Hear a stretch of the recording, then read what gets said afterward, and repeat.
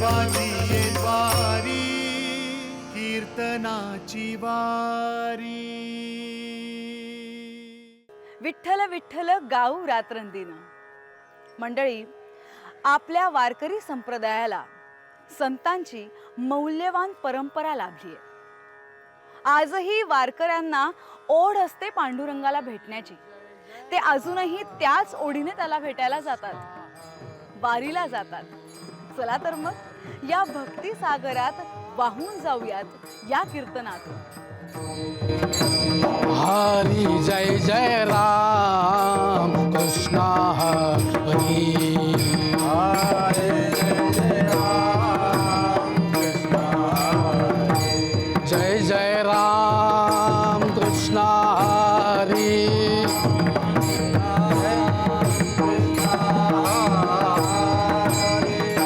जय जय राम कृष्ण हरी।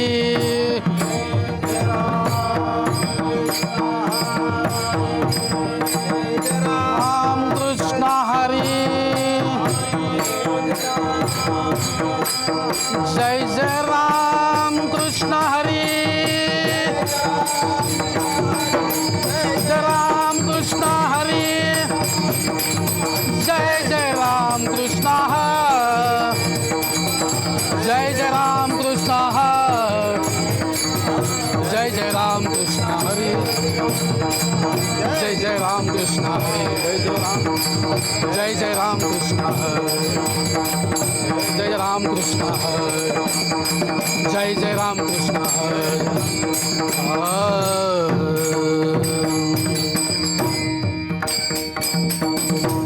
रूप पाहता लोचनी सुख झाले हो साजनी। तो हा विठ्ठल बरवा, तो हा माधव बरवा, तो हा माधव बरवा, तो हा माधव बरवा। पाहता लोचनी सुख झाले हो साजनी।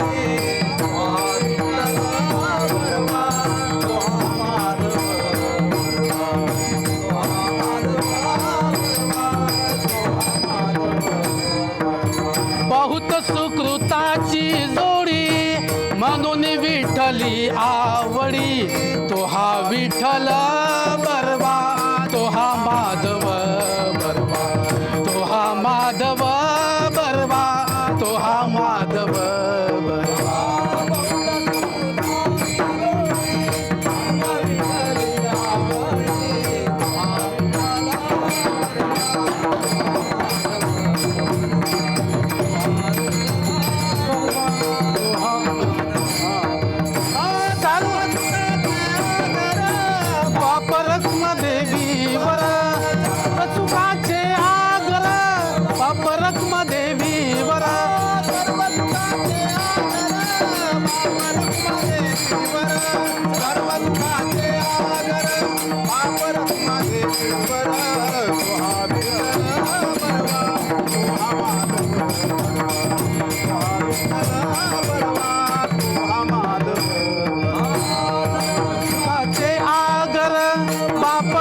देवी वर तो हा विठ्ठल बरवा, तो हा माधव बरवा, तो हा माधव बरवा, तो हा माधव बरवा। जय जय राम कृष्ण हरी। जय जय राम कृष्ण हरी। जय जय राम कृष्ण हरी। जय जय राम कृष्ण हरी। जय जय राम कृष्ण हरी। जय जय राम कृष्ण हरी। जय जय राम कृष्ण हरी। जय जय राम कृष्ण हरी। जय जय राम कृष्ण हरी। जय जय राम कृष्ण हरी। जय जय राम, जय जय राम। आता तरी पुढे हाची उपदेश, आता तरी पुढे हाची उपदेश। आता तरी पुढे हाची उपदेश। नका करू नाश आयुष्याचा,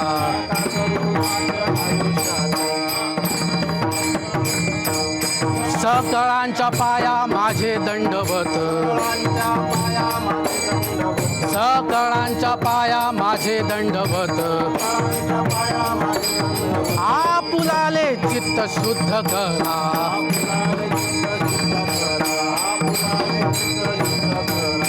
हित ते करावे देवाचे चिंतन हित ते करावे देवाचे चिंतन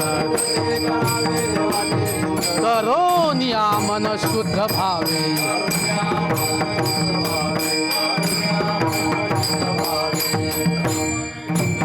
तो व्यापार तुका म्हणे हित होय तो व्यापार करा काय फार शिक भावे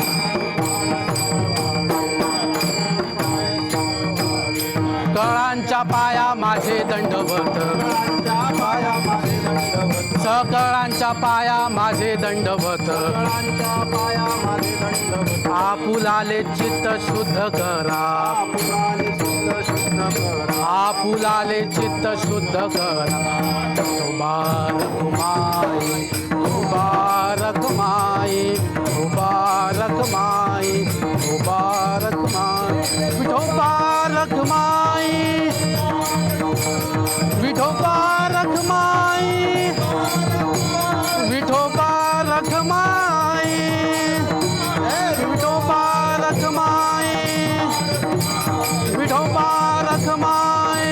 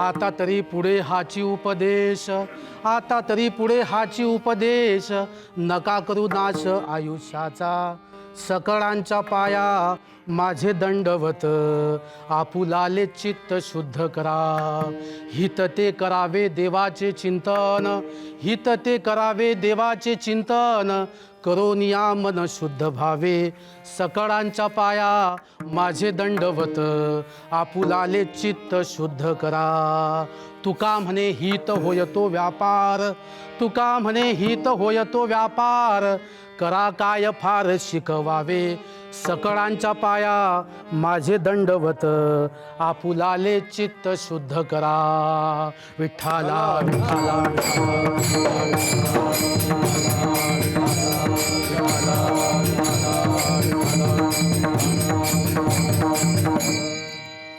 ओम ओम नमोजी आद्या वेद प्रतिपाद्या जय जय स्वसंवेद्या आत्मरूपा देवा तुची गणेशू सकलार्थमती प्रकाशू म्हणे निवृत्तीदासू अवधारी जोजी जयांचे केलिया स्मरण होय सकळ विद्येचे अधिकरण तेची वंदू श्रीचरण सद्गुरूंचे ते नमस्कारो नियाता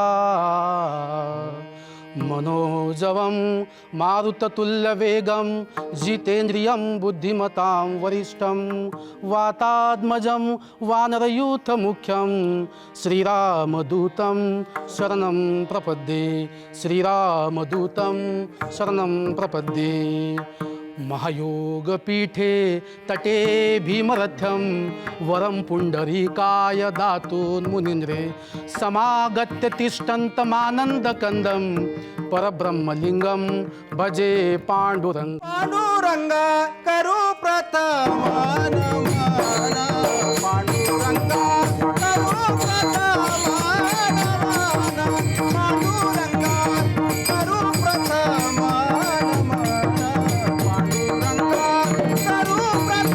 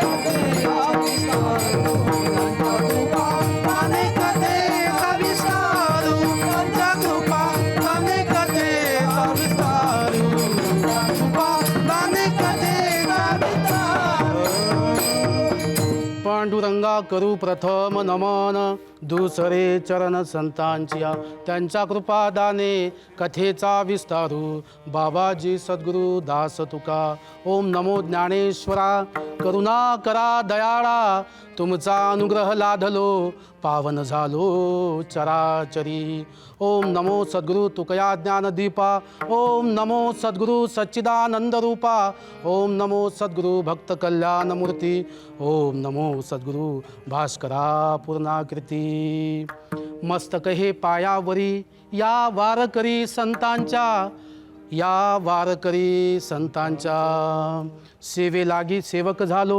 सेवेलागी सेवक झालो लागलो तुमच्या निजचरणा अहो स्वामी तुकया दासा आता न करावे रयावरी प्रस्तुत प्राप्त प्रसंगी कीर्तनाच्या सेवेकरिता निवडलेला अभंग वैराग्यमूर्ती ज्यांच्यामध्ये त्यागाचं प्रतीक आहे या महाराष्ट्राचं भूषण आणि छत्रपती शिवरायांचे गुरु या देहू गावाचे महान संत तुकोबराया यांच्या अभंगगाथेतील 4 चरणाचा आणि या मानवी जीवाला हिताचं जीवन कसं आहे मानवाने चांगलं जीवन कसं जगलं पाहिजे अशा पद्धतीचा उपदेश करणारा आजचा अभंग सेवेकरता निवडलेला आहे विठ्ठला विठ्ठला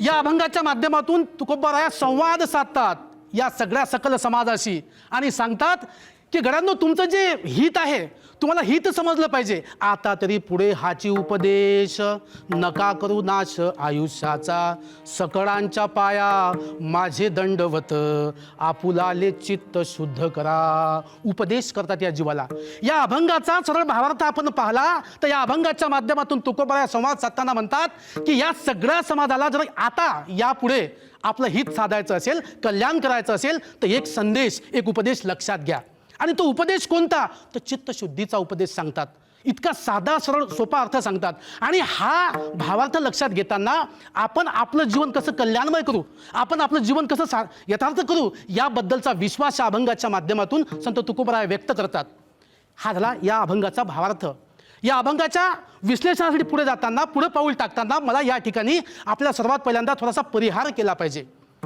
की या सगळ्या वारकरी परंपरेला, या सगळ्या संत विचाराला, या सगळ्या संत साहित्याला जगापुढे मांडण्याचं काम फक्त मराठी करते आणि या चॅनलच्या माध्यमातून अखिल विश्वामध्ये, या ब्रह्मांडामध्ये हे वेव काम करते आहेत. एक निर्जीव वस्तू सजीवाचं काम करते आहे.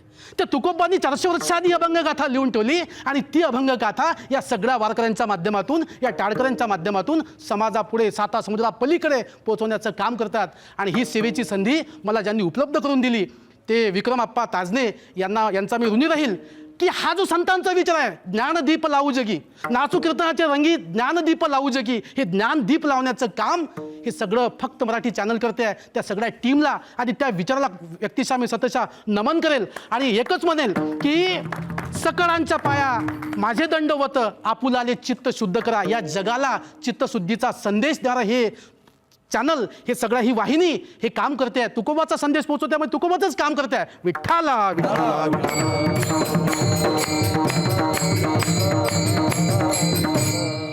संत तुकोबा समाजाशी संवाद साधतात. आपला विषय चालला होता संवादाचा. आता तरी पुढे हाची उपदेश, अभंगामध्ये आता हा शब्द आलेला आहे. आता म्हणजे काय? आता हा कित्येक अर्थांनी शब्द येतो आपल्या वाक्यरचनेमध्ये.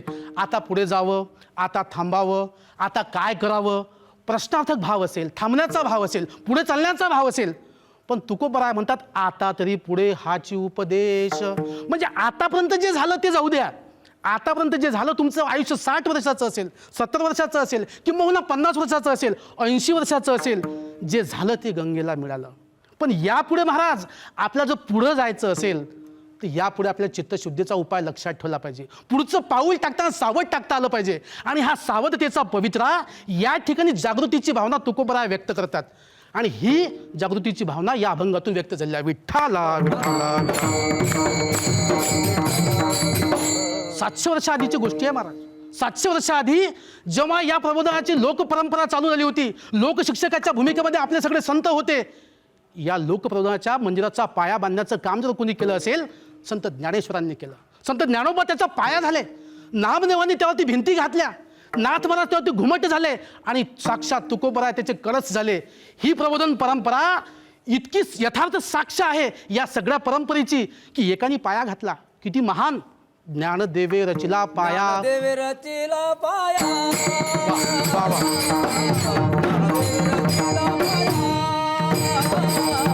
ज्ञानदेवे रचिला पाया,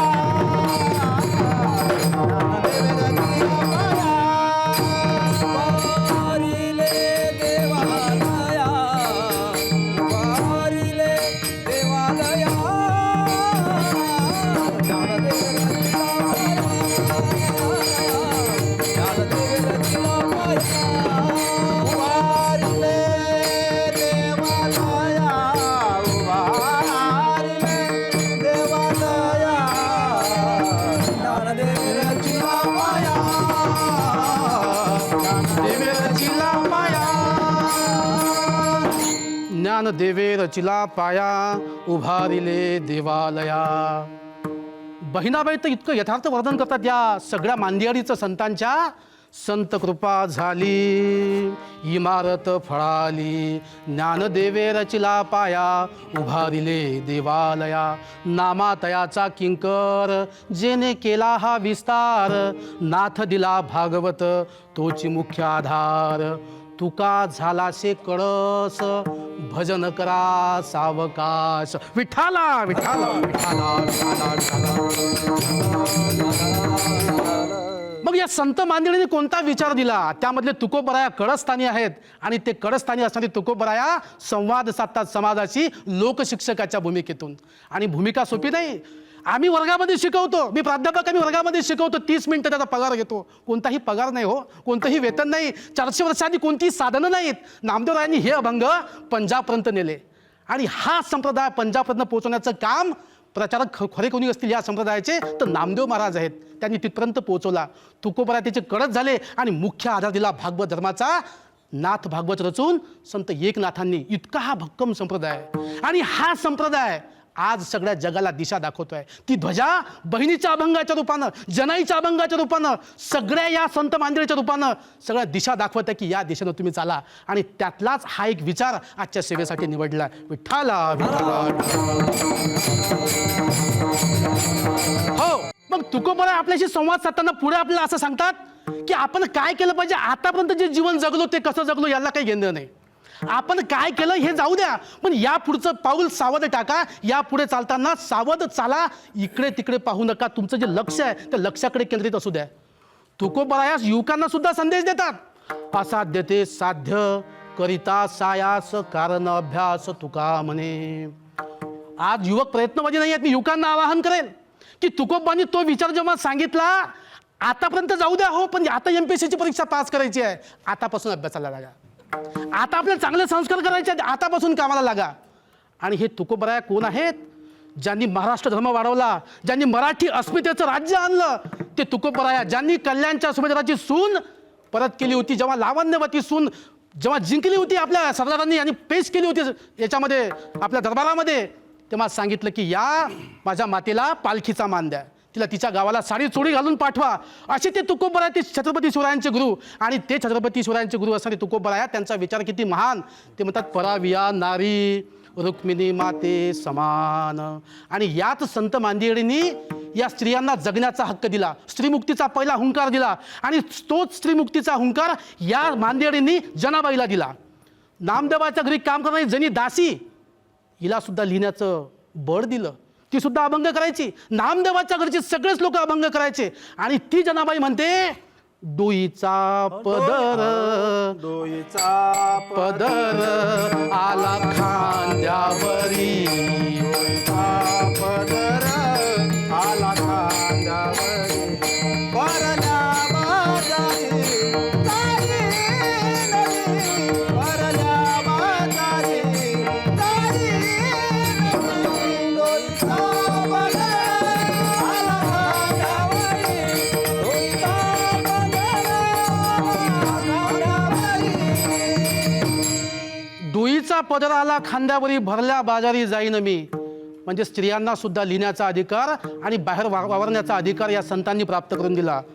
तर कल्याणाचा हा विचार, हा उपदेशाचा विचार संत तुकोबराय अभंगाच्या पहिल्या चरणामध्ये व्यक्त करतात. आता तरी पुढे हाची उपदेश, आता तरी पुढे हाची उपदेश,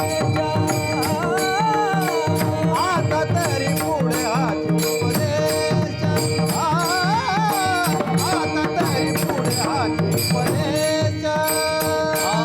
नका करुणाचा इष्टाचा, नका करुणाचा इष्टाचा, नका करुणाचा इष्टाचा, सकळाच्या पाया माझे दंडवत, सकळाच्या पाया माझे दंडवत,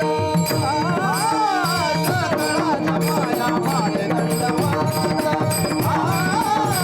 सकळाच्या पाया माझे दंडवत. सकळांच्या पाया माझे दंडवत. तर तुकोबराय हा संवाद साधताना पुढे आपल्याला सांगतात की मी नमस्कार करतो, तुम्हाला दंडवत घालतो. नमस्काराचे प्रकार आहेत.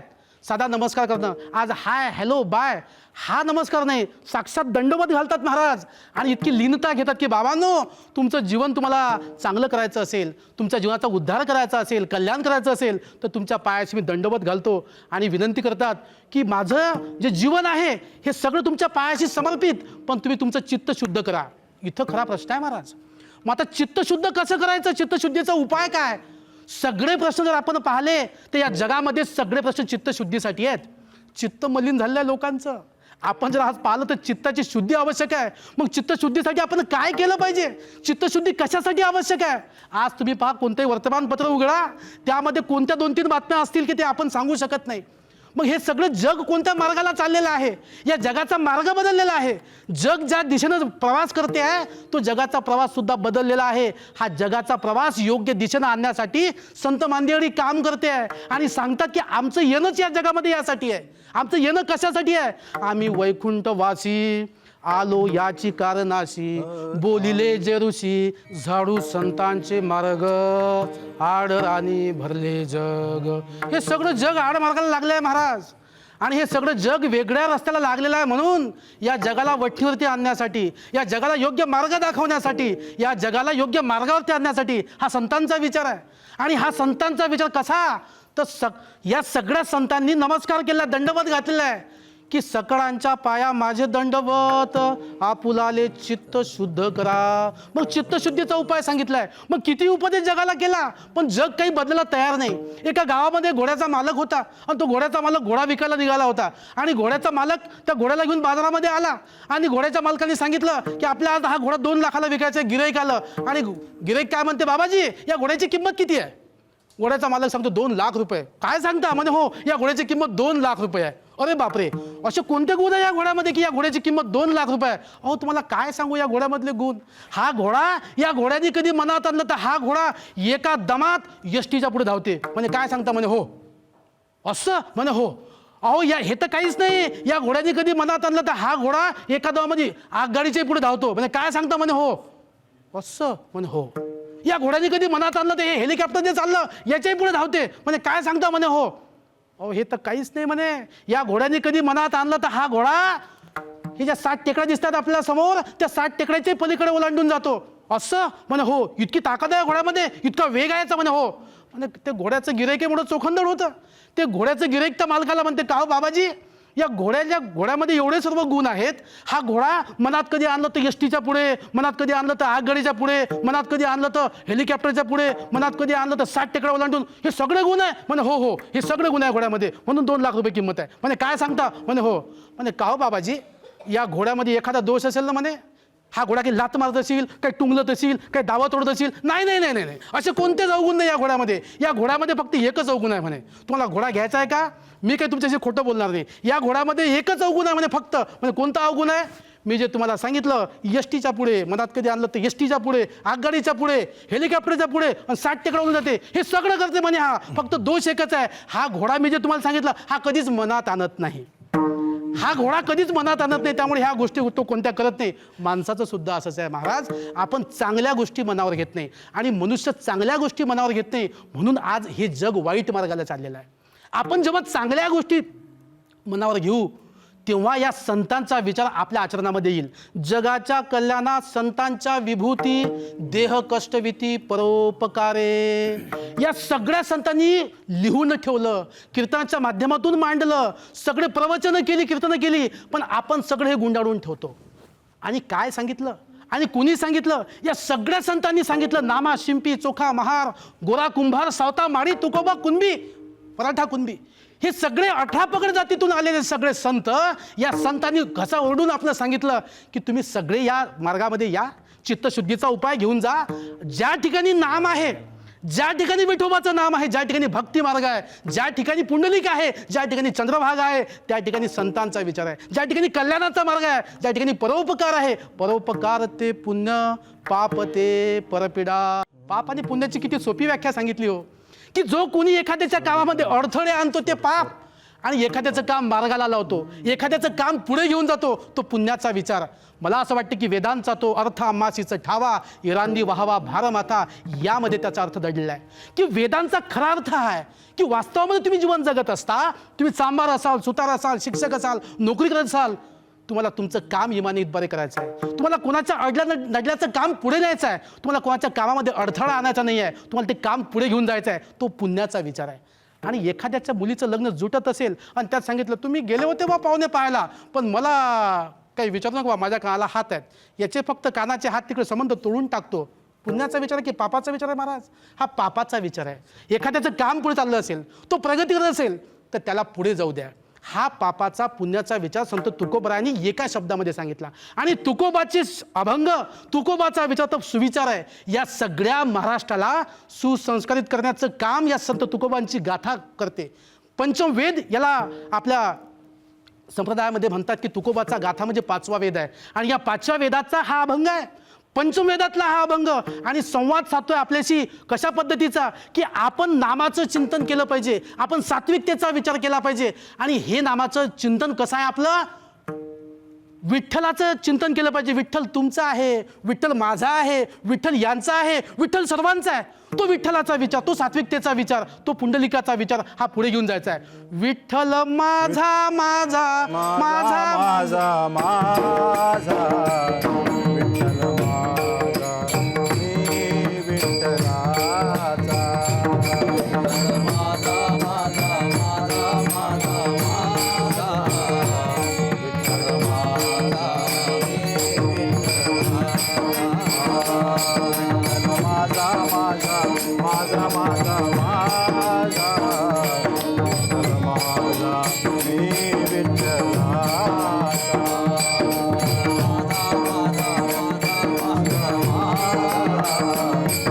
टाळी वाजवा, टाळी वाजवा, टाळी. विठ्ठल माझा माझा माझा ज्ञानोबा माझा माझा माझा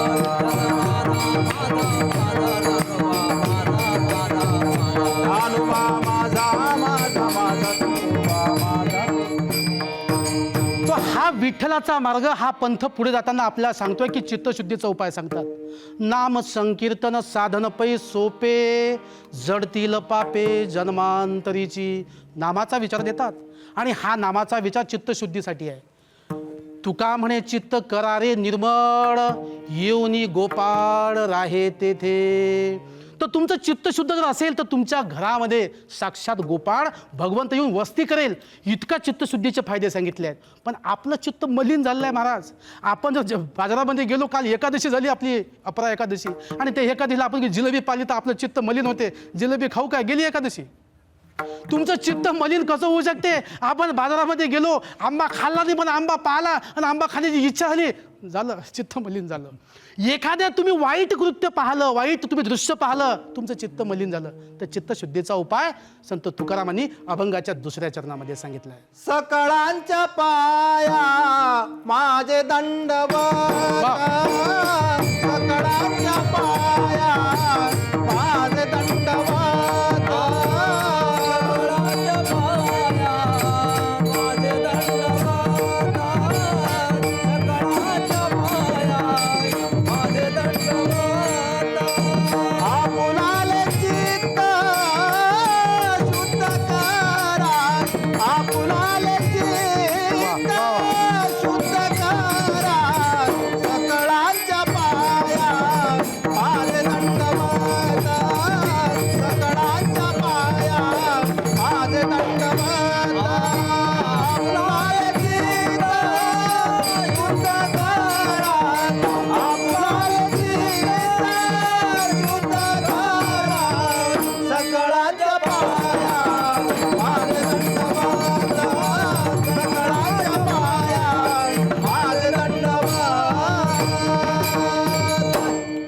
सकळांच्या पाया माझे दंडवत, आपुलाले चित्त शुद्ध करा. हे चित्तशुद्धीचा उपाय सांगितलाय. आणि पुढे जाऊन असं सांगतात आपल्याला की या चित्तशुद्धीनंतर आपण उपदेश कोणता लक्षात घेतला पाहिजे. तर तो उपदेश आपल्या हिताचा असला पाहिजे, या जगाच्या हिताचा असला पाहिजे. आणि या जगाचं हित कशामध्ये दडलेलं आहे?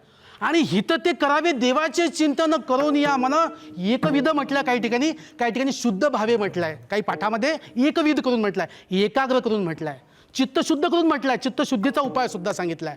मग आपण दोन्ही पाठांचा जर अर्थ घेतला तो एकच आहे की या चित्ताला एकाग्र करून आपण आपल्या हिताचा विचार केला पाहिजे. आणि तो हिताचा विचार पुढे नेण्यासाठी आपण जर आपलं हित कशामध्ये हे ओळखता आलं पाहिजे.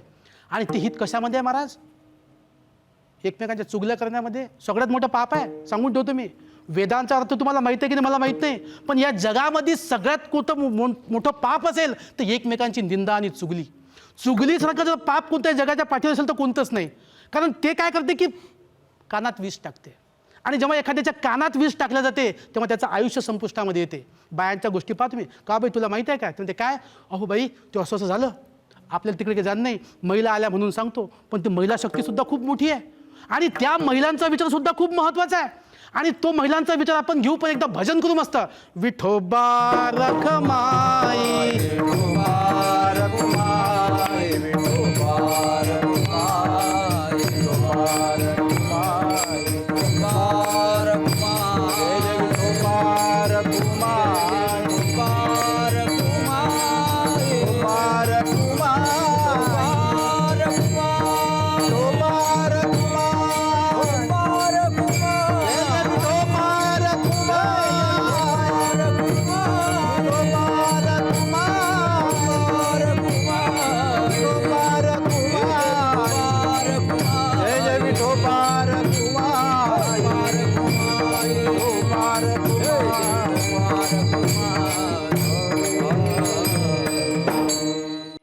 मग हा हिताचा विचार आपण लक्षात घ्यायचा असेल तर आपण काय केलं पाहिजे, आपण आपलं जीवन पुढे न्यायचं असेल तर आपण काय केलं पाहिजे, आपण आपली जी पावलं ती योग्य दिशेने टाकली पाहिजे, आपलं जे चिंतन आहे ते सदचिंतन असलं पाहिजे आणि आपण या चिंतनातून या जगाच्या कल्याणाचा मार्ग शोधला पाहिजे. मग एका गावामध्ये एकदा काय झालं की आपल्या शाळेला तपासण्यासाठी साहेब आले आणि ते साहेब तपासतात काय शाळा, आणि साहेबांना असते मोठी घाई. आपल्या हिताचा विचार लक्षात ठेवा बंधूंनो, सज्जन हो, हिताचा विचार कशामध्ये ते खूप महत्त्वाचं आहे. मग साहेब शाळा तपासायला आले, साहेबांना आधीच घाई होती आणि साहेबांनी सांगितलं की गुरुजी मला अतिशय घाई आहे, मला हुशार मुलगा दाखवा आणि त्याच्याकडे बोट करा, मी त्याला प्रश्न विचारून मी निघून जाईल. साहेबांना मोठी घाई असते. साहेब आले, गुरुजीने सांगितलं रमेश उभा राहा. रमेश उभा राहिला. सांगा गुरुजी. मग साहेबांनी प्रश्न विचारला, म्हणजे सांग रे 7 5, तो म्हणजे 45. का हो गुरुजी असा कसा मुलगा आहे हा? म्हणजे साहेब हा वर्गातला सगळ्यात हुशार विद्यार्थी आहे. पहा हिताचा विचार आपण बोलतोय. 7 5 45, तर 7 5 45 म्हणजे हा कसा हुशार मुलगा? म्हणजे साहेब हा वर्गातला सगळ्यात हुशार मुलगा, बाकीचं कोणी 100च्या खाली सांगतच नाही, हा 35च्या जवळपास तरी सांगते. हा 35च्या जवळपास सांगते म्हणे हा सगळ्यात हुशार. मग मला सांगायला हित कळलं का आपलं? याला जर आपण हुशार म्हटलं तर मला असं वाटतं की हा जगात कधीच आपलं हित करू शकत नाही, तो जोपर्यंत 35वर येणार नाही. म्हणून 7 5 3 दशकांचा मेळा, एक तत्वी कळा दावी हरी. आपल्याला तो हरी समजला पाहिजे, त्या हरीचा विचार समजला पाहिजे आणि त्या हरीचा विचार समजण्यासाठी 7 आणि 5चा सुद्धा विचार समजला पाहिजे.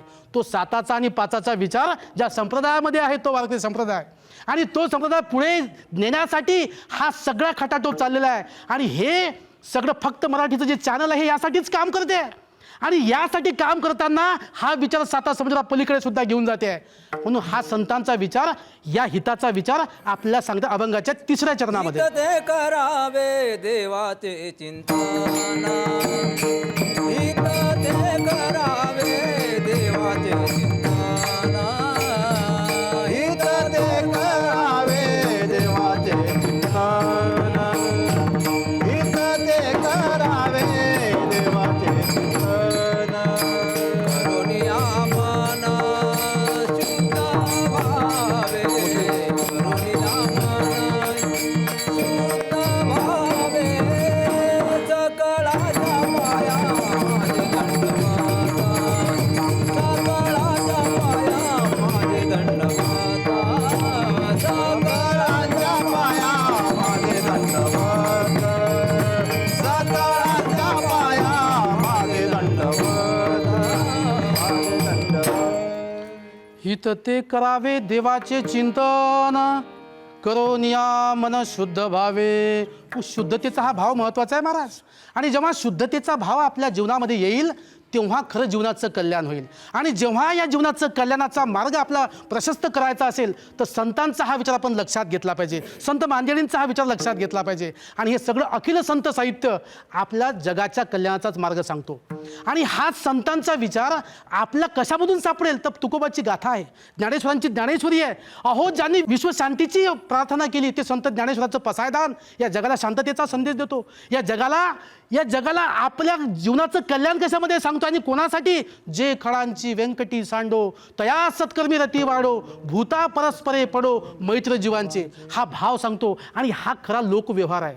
ज्याचं हित, समाजाचं हित आणि आपलं स्वतःचं हित ज्या विचारामध्ये दडलेला आहे तो विचार ज्या माध्यमातून येईल, ज्या संतांच्या विचारामधून येईल तो लोकव्यवहार आपल्याला कळला पाहिजे. तो अभंगाच्या 4थ्या चरणामध्ये. तुका म्हणे हित होय तो व्यापार, तुका म्हणे हित होय तो व्यापार, तुका म्हणे हित होय तो व्यापार, तुका म्हणे हित होय तो व्यापार, भार शिकवावे, भार शिकवावे, सकळांच्या पाया माझे दंडवत, सकळांच्या पाया माझे दंडवत. विठोबा रख माये ज्ञानेश्वर माऊली ज्ञानराज माऊली तुका, ज्ञानेश्वर माऊली ज्ञानराज माऊली तुका, ज्ञानेश्वर माऊली ज्ञानराज माऊली तुकाराम. विठ्ठल विठ्ठल विठ्ठल विठ्ठल जय जय विठ्ठल विठ्ठल विठ्ठल